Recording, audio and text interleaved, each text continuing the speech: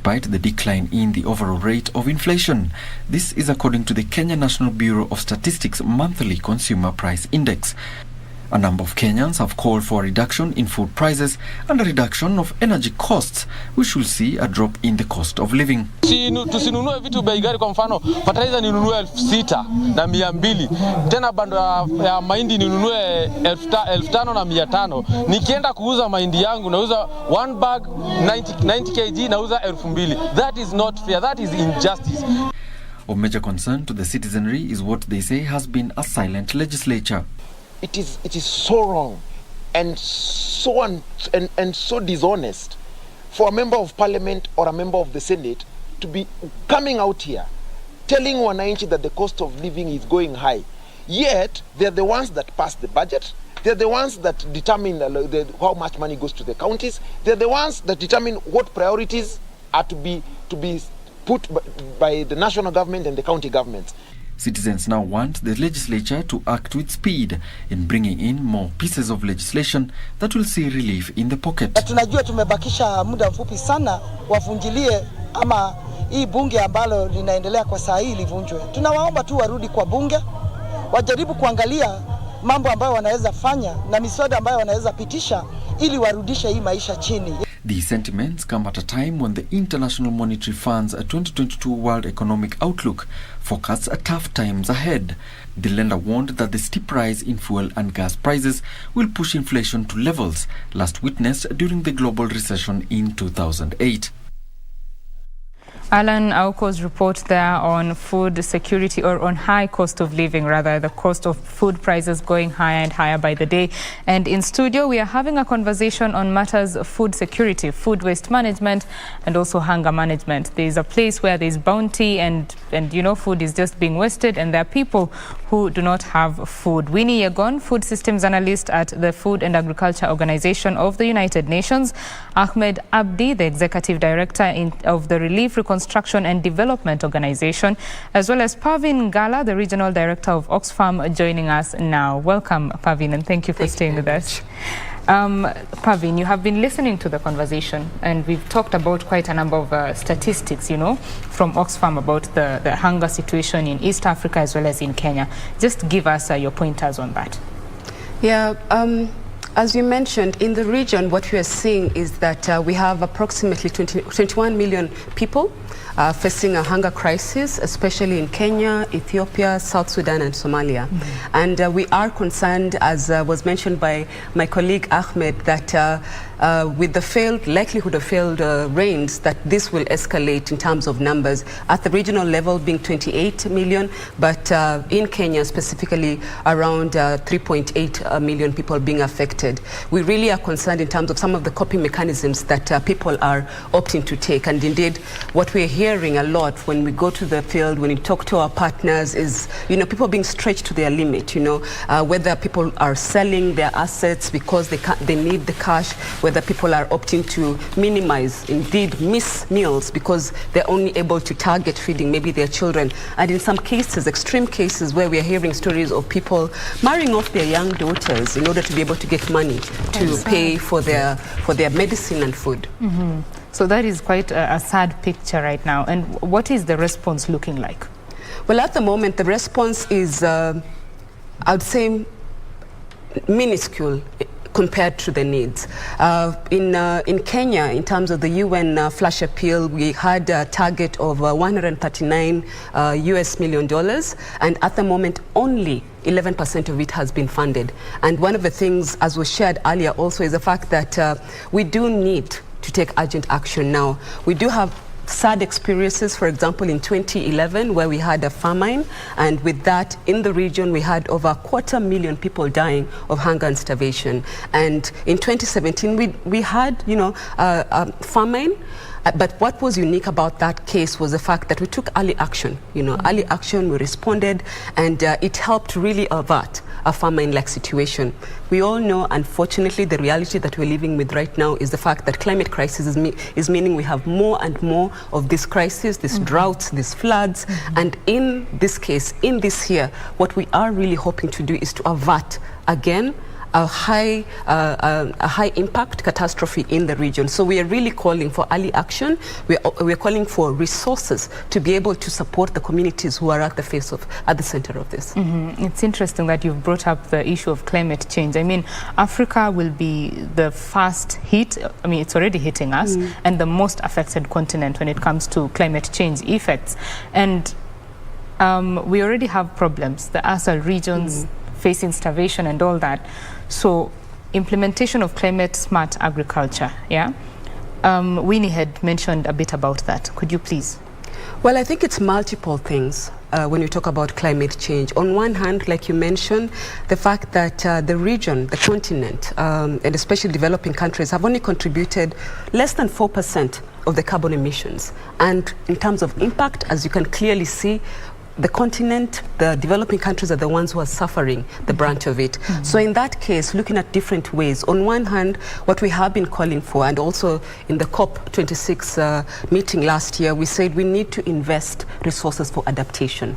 We need to put a lot more in terms of repaying loss and damage faced by the countries that are really having to address the impact of this climate change. So one part of it is about climate smart agriculture. Another part of it is looking at how we diversify, livelihoods. As my colleague Ahmed mentioned, the fact that a lot of the areas that are impacted are the arid and semi-arid areas who depend a lot on rain-fed agriculture, who depend a lot on livestock in terms of forms of income. We're looking at it in terms of what else can we be doing to be able to have income for these families so that they're not dependent only on areas where they're exposed a lot to the climatic shocks. And in that case, as was mentioned earlier, looking at how we leverage, technology, whether it is in the form of early warning systems, looking at how we anticipate some of the issues that are coming up, but also adapt. I had earlier the question around water sources, and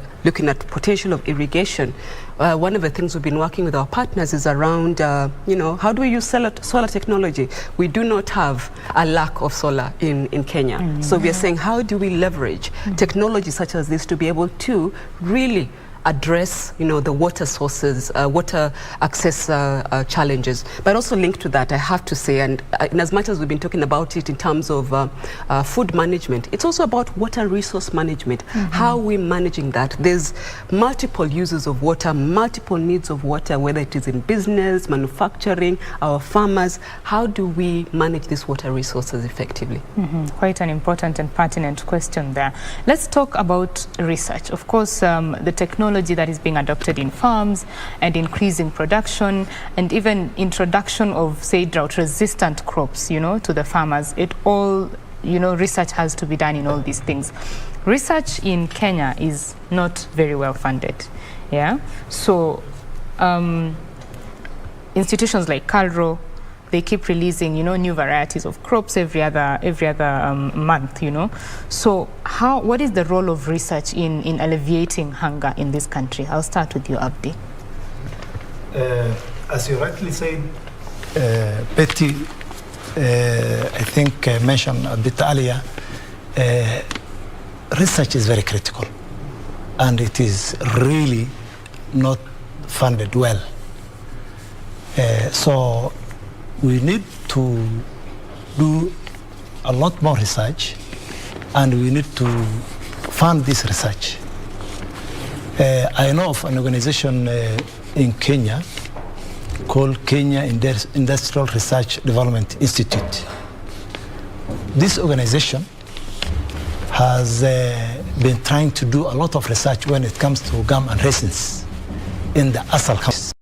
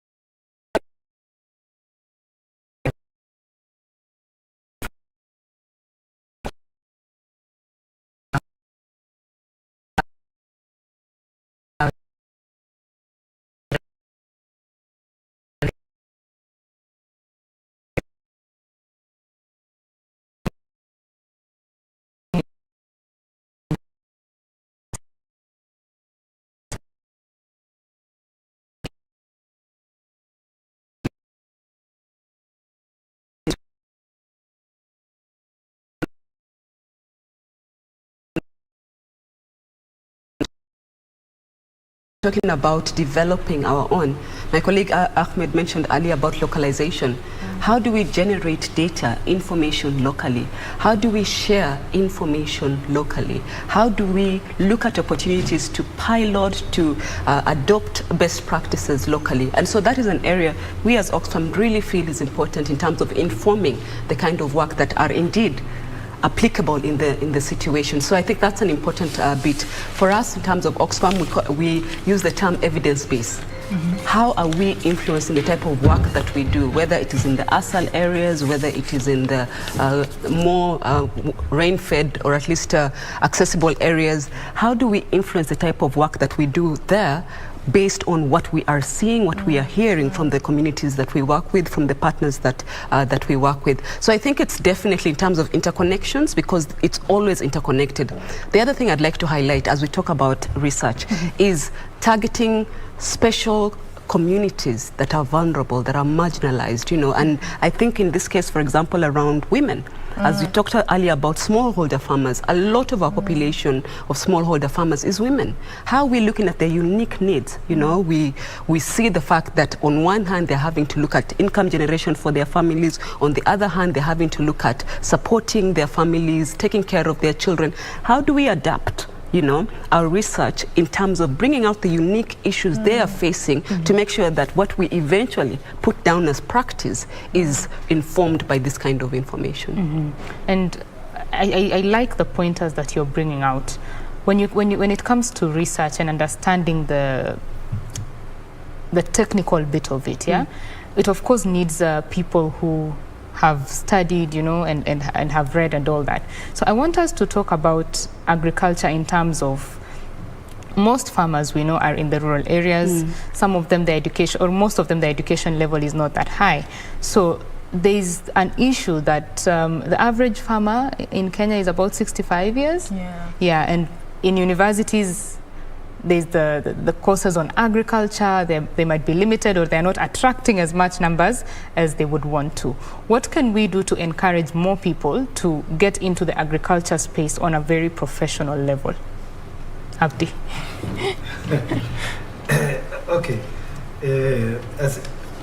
As we have said before, there is a disconnect between what we learn and you know, the practices out there. A lot of us, we see that we want to break away from how our parents lived, how we have lived before.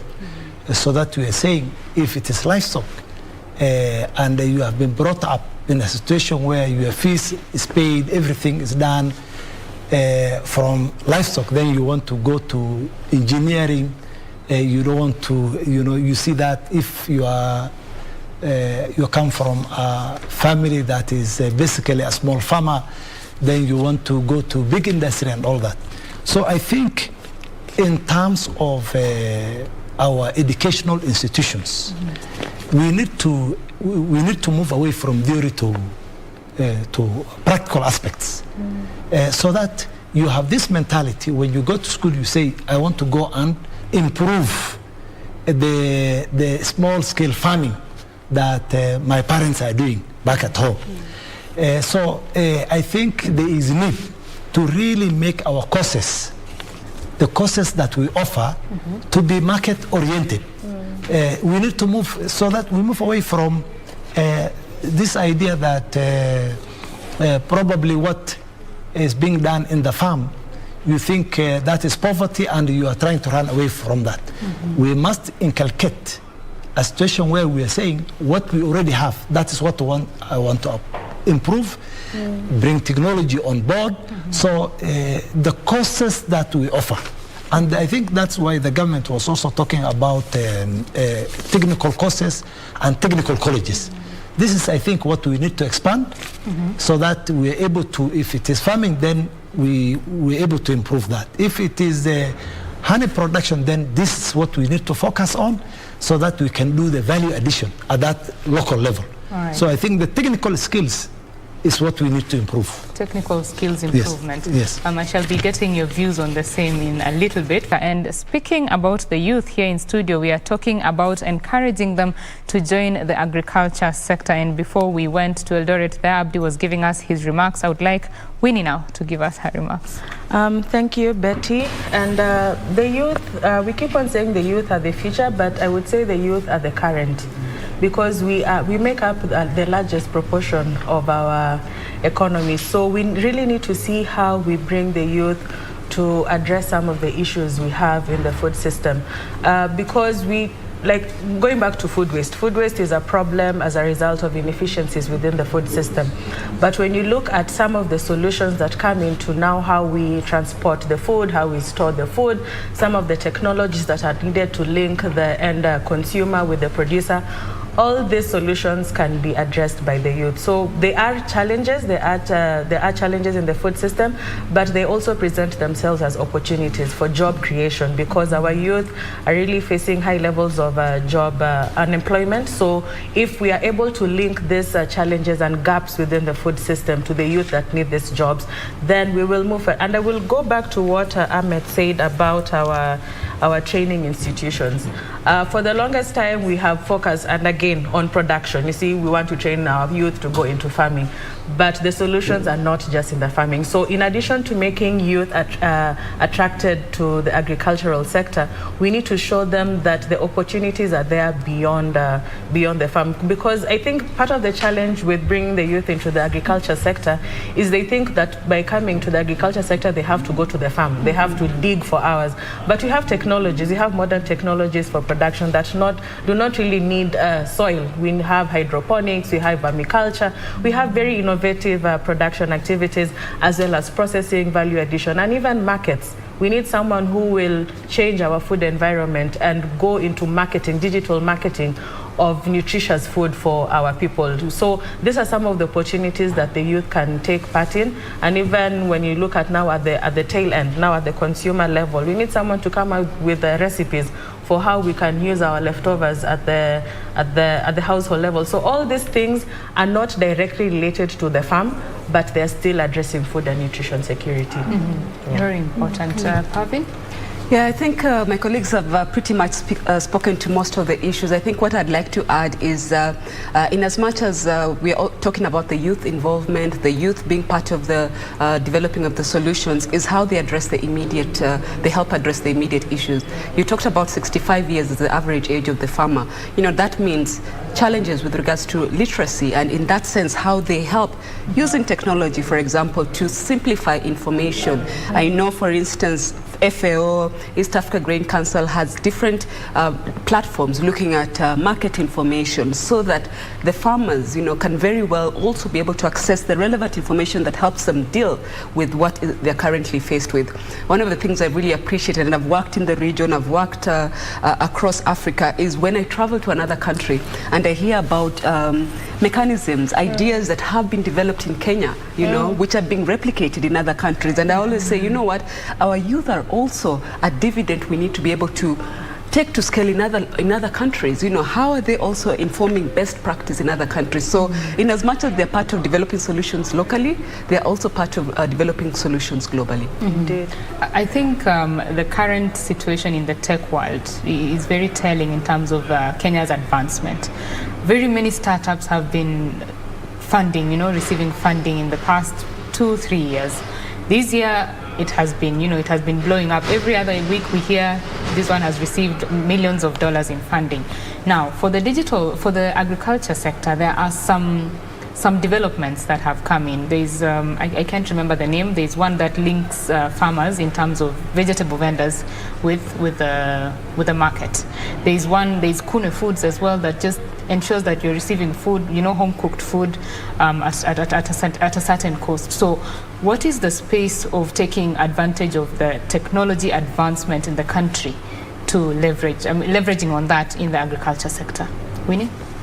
Thank you, Betty.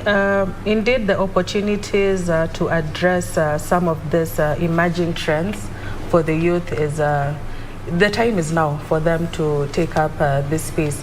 And in addition to some of these platforms, the youth, I think a majority of the youth, if not all, have access to the digital platforms using their mobile phones. So we encourage the youth to not only use some of these social media platforms just for the social aspect, but they can monetize these social media platforms. Items such as selling. So in FAO, we have a program for the youth that is addressing matters digital. So we try and build their capacities in terms of how do you utilize these digital tools to improve your business, to boost your business, because like we mentioned earlier, one of the greatest contributor to food waste is market access, the weak market linkages.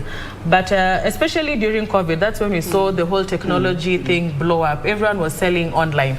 So that really disrupted the market, but it also boosted the businesses in terms of linking the farmers and the producers directly to the market. So that we encourage the youth to take advantage of some of these programs we have and access to learn more about how to use their digital platforms. And you know, sometimes when you talk of tech, you think very big, but it's basic things such as having a proper Facebook page, having a WhatsApp business page. So using these tools, so we train them on content creation. So how good is your photo? What will make me buy your product on social media, not someone else? So these are some of the basic skills we are giving our youth to boost their businesses in the agri-space.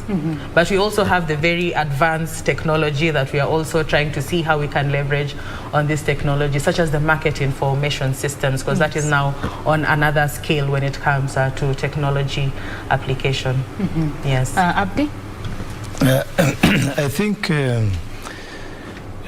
our youths, when it comes to technology, all of them are really in it, but we need to direct them so that we find solutions to the practical issues that we have, you know, at the community level.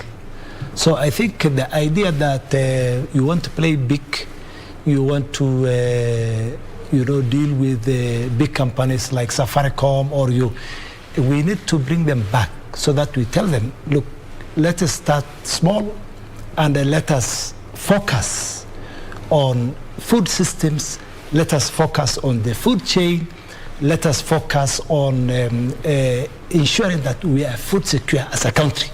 So I think we need to direct our youths in our institutions as organizations, as expert organizations like FAO, Oxfam, the humanitarian actors like ourselves, the ASAL humanitarian actors. We need to use this technology, we need to use these youths to find practical solutions to the food security issues that we have in our communities. So we need to direct these minds, these very innovative minds, to find practical solutions to the issues that are really affecting us at the community level. So the minds are there, they're ready to be used. The technology is already here. Why are we not taking advantage of it, Parvin? I think for me what is interesting, especially as you reference startups, is if you dig deeper into those numbers of which startups have been funded, is what we are seeing very much as startups that are based in Kenya, you know, based out of issues that you're facing in Kenya, but unfortunately in terms of representation, many of them are actually for people from other countries, especially the global north. And one of the things in terms of discussions we've been having in Oxfam is, what is it that we need to do in terms of capacity building to make sure that our youth are able to present their ideas in an articulate manner, you know, to sell their ideas in an articulate manner.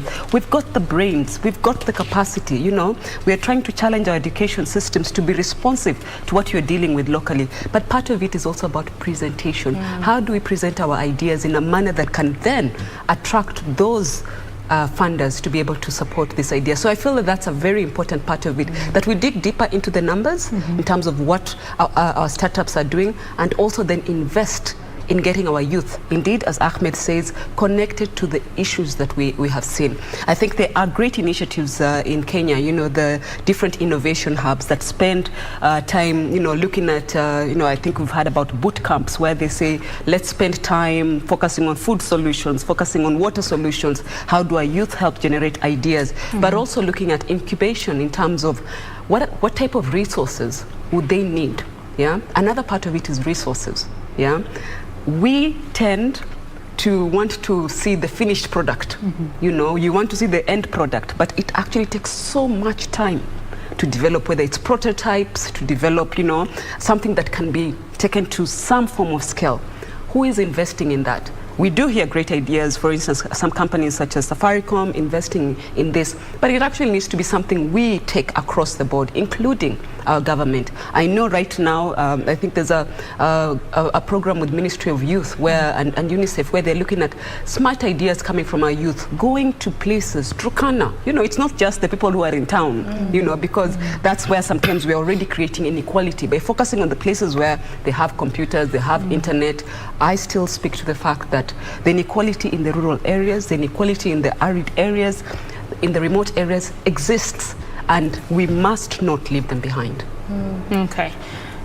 We are talking about matters agriculture, food waste, hunger, and how to manage what we have in the best way that we can. And in the National Assembly, the Agriculture Committee is engaging the Agriculture Ministry over the failure to subsidize fertilizer. Of course, we shall be talking about farm inputs a little bit later. DK Changwon on Facebook, you are saying government needs to assist farmers subsidize farm inputs like quality seeds, fertilizer, etc. because like maize and coffee farming, the cost of production is very high, yet the market price is very low. This is why majority of professional agricultural investors are moving to value addition because they reap more than farming. Those are the views of DK Changwon, and I think we shall now delve into the cost of production in this country for farmers. Right now, the cost of fertilizer is going very high. The ministry said that it needed around 38 billion shillings to subsidize for farmers. According to the Treasury, the budget estimates it was about 3 billion shillings, and that means that there's quite a deficit and farmers will have to foot that. That goes into the cost of production. Let us talk about the cost of production and the end product being quite expensive for the consumer. We will start with you, Winnie. What are your thoughts on that? Indeed, the farmer, I would go back to what our colleague said in the clip that has just been shared. The farmer is a critical player in the food system. Without the farmer, there is no food system, because when you look at the food system, the core value chain has the farmer, the processor, the transporters, the market, and then we have food waste recovery. So when it comes to the cost of production, it is indeed something that needs to be addressed in terms of buffering our farmers against high costs of production.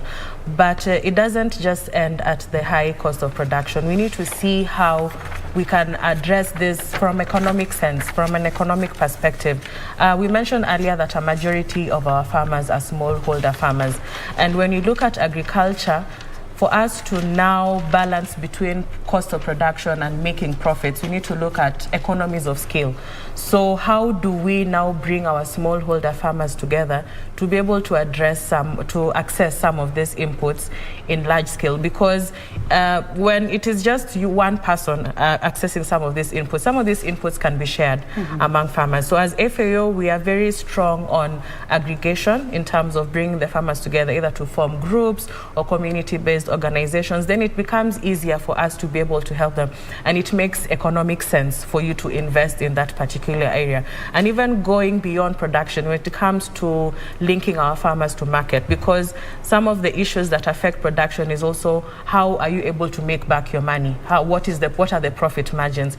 So when it comes to linking our farmers to the market, we are also very keen on aggregation, on skills, because it will only make economic sense for a private sector player to invest in transport systems, aggregation centers within the counties if there is enough skill to collect. Because because as a private investor, I would want to come and collect whatever produce it is, whether it is bananas or fruits and vegetables that will fill a certain tonnage so that the margins make sense for me to invest in that particular sector. So even as we look at the cost of production, we need to see how do we improve on the economic viability of some of these investments by bringing our farmers together for more economic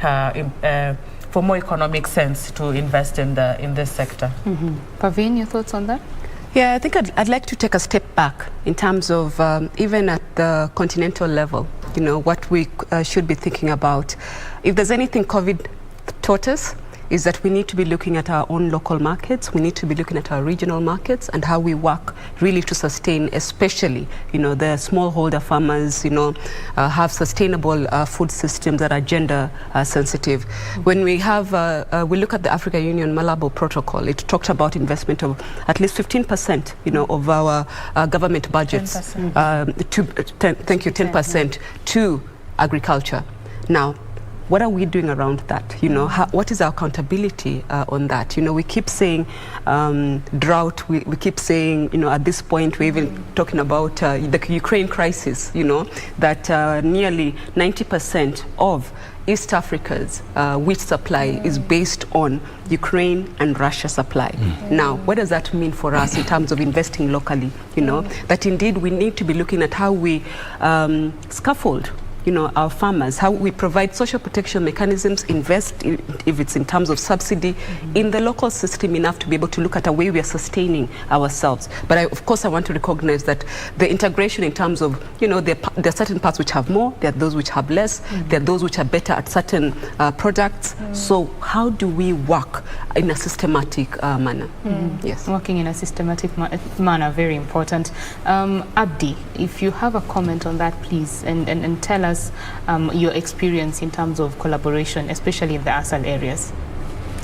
Yeah, I think I agree with the panelists that we have to subsidize our farmers. You know, and this is global. It happens everywhere.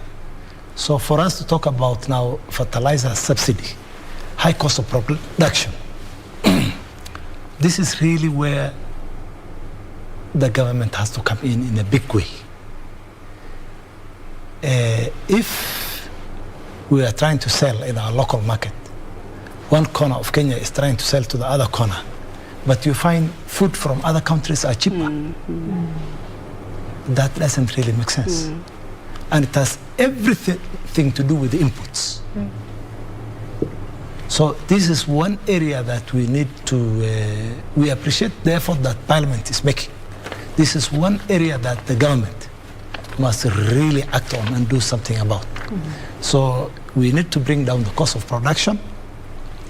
We have discussed how do we do the information system, the market information, distribution, transportation, storage and all that.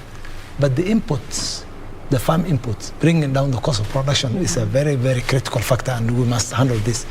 As partners, one area that we have been working with, like now, as I've told you when we were introducing, the ASAL humanitarian network, first, is a network of local and national NGOs. And then this platform is working with international organizations like Oxfam, so that in terms of sharing information with the government, in terms of sharing information with the pastoralist, in terms of giving information to the small-scale farmer down there, then we synchronize our way of working. So, but one issue that has really been critical for us, and information that we have been passing on time and again, is the cost of production has to come down. Our government must subsidize something like fertilizer, so that selling food from one corner to Kenya to another corner of Kenya is not more expensive than if food is brought from. If you look at the ASAL counties, especially the northeastern part, sugar, you find sugar is cheaper than the other parts of Kenya. Why? Because sugar comes from across. Allow me, Abdi, to cut you short there.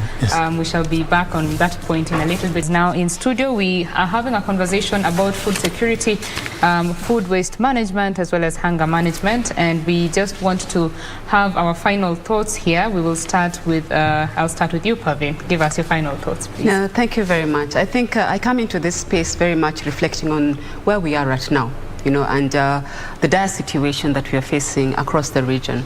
Like we mentioned earlier, 3.1 million people in Kenya who are at risk of extreme hunger levels, and we do need support in terms of food, water, cash assistance to them.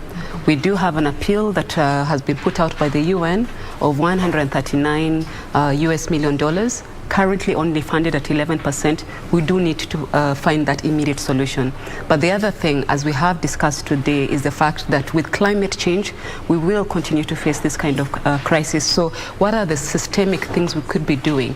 Both in terms of investment by the government, by different actors, especially those who are the drivers, as we call it, of the climate change in terms of carbon emissions, to look at addressing loss and damage in these countries, but also investing in adaptation mechanisms, many of which we have discussed today. So that's my appeal to all of us. What we need to do now in terms of those who are heavily impacted and avert a major catastrophe, but also in the long term, what we need to do to have a systemic approach to dealing with the climate change impacts in the country. A systemic approach to dealing with the issues in terms of climate change. Thank you very much. Winnie, your closing remarks? Yes, I will just continue from where she left off when it comes to dealing with this in a systemic lens, because the situation we are facing is not simple, but we have been addressing it as simple, address this, fix this, this is the result. But we note that our food system is operating within an economic space and a social space. So we have social, cultural dynamics that are affecting us. And even just going to the elections, we don't know what some of these repercussions will have on our food system. So we need to really be aware of the space in which we are operating in. So I would call all of us to zoom in and to zoom out to understand that we all have a role to play within our food systems. My actions, your actions affect each other and come up with a totally different result. So the situation is both complex and complicated in that we need to really sit down together as actors within the food system to come up with wholesome and holistic interventions and solutions that are long-lasting, so that as we address the emergency response actions, we also build resilience against shocks and improve on our buffers, both locally and even globally. Thank you very much. Thank you. Thank you very much, Abdi. Yes, for me,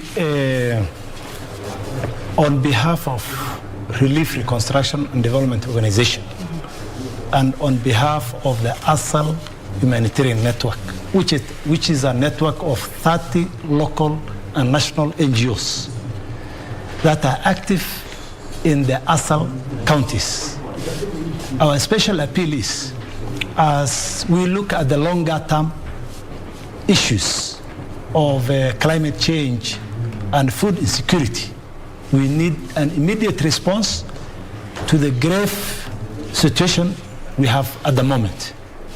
3.1 million people on the verge of extreme hunger, and that figure will go to 3.5 million in the next 1 month. So we need an immediate response. We have the international community with resources being mobilized by our international partners at 11% of that appeal. I'm appealing also to the government of Kenya to come in a big way, I'm appealing to all the county governments, in the ASAL counties, to coordinate with the national government and to coordinate with the partners that we have in those ASAL counties to ensure that we have an immediate response to the food situation. Because it will be a shame for this country if we start hearing deaths in the next 1 or 2 months. If people die, there is very high levels of malnutrition in the ASAL counties, in the 6 counties that are particularly severely affected, that are at emergency level at the moment. Okay. So we are appealing for an immediate response to the current food crisis in the ASAL counties. Immediate response to the current food crisis in the ASAL counties. Well, that is the message here, and make sure that you are managing what you have in your house better.